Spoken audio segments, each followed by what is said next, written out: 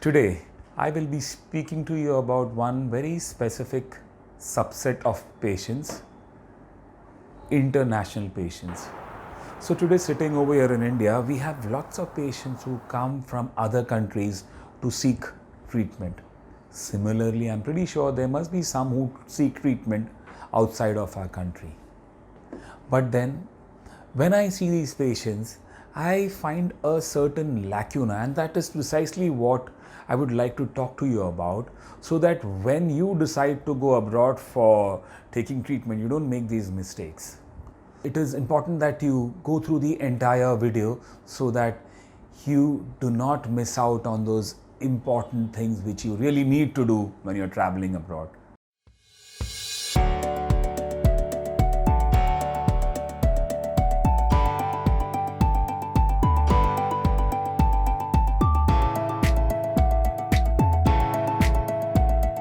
Now, what is the most important thing when it comes to a doctor interacting with a patient?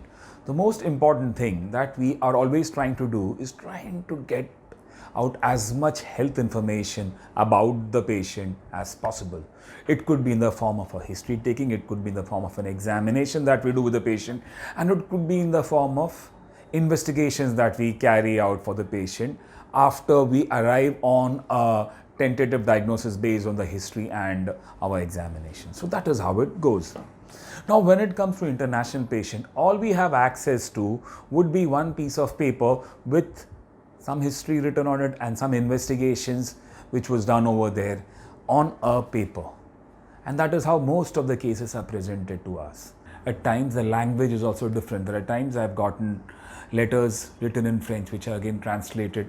At times very difficult when medical terms are involved, and then we have to understand what the patient has, and based on that we are expected to give an idea about the treatment that we would plan to carry out, about the duration of the stay in the hospital, about the possible complications, and that is not an easy job.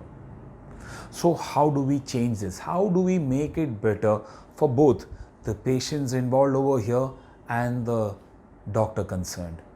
So what we need to do as a patient is supply the doctor with every possible information about you, especially the one concerning your specific problem.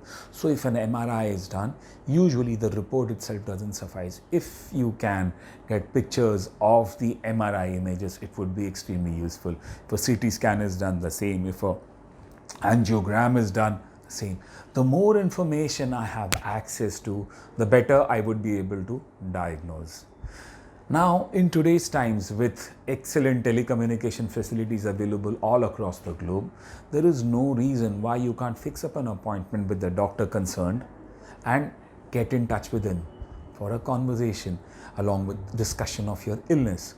So that would be the best thing to do. Then you can, it's almost like a history taking where the patient is in my office. So I can do that. I can ask the questions which are relevant and try and reach a diagnosis based on that.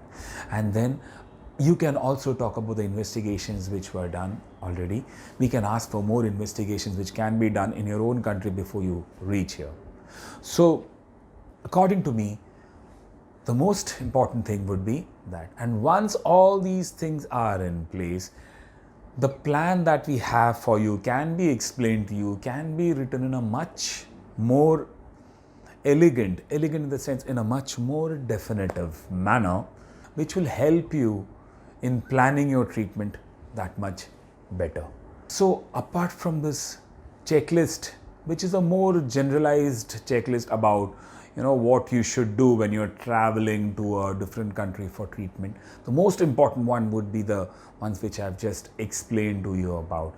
This will help in smoothing out your international travel as far as your treatment goes. So that's it. A very important aspect of patient care where I've always found information lacking. So that is the reason why I've made this video, so people are informed about what is expected of them, and then we can do the needful. Thank you.